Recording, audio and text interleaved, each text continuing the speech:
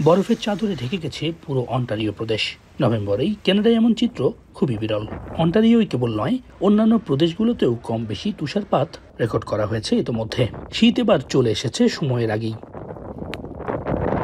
আপাতত শ্বেতশুভ্র বরফ জনমনে জাগিয়েছে আনন্দের খোরাক। প্রকৃতির সাদা সাজ ছড়াচ্ছে মুগ্ধতা। গাছগাছালি, রাস্তা, ফুটপাত সবখানে সমানভাবে বরফের কণা ছড়িয়ে আছে। তাপমাত্রা ক্রমান্বয়ে কমছে। আগামী দিনগুলোতে মাইনাসের দিকেই থাকবে পারদ। ডিসেম্বরে রয়েছে তুষার ঝড়ের শঙ্কাও।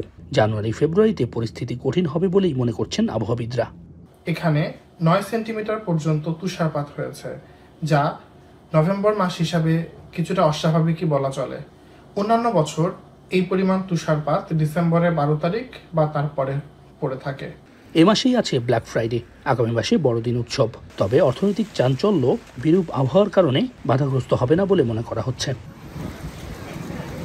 সৈয়দ ইফতেখার, এখন, কানাডা।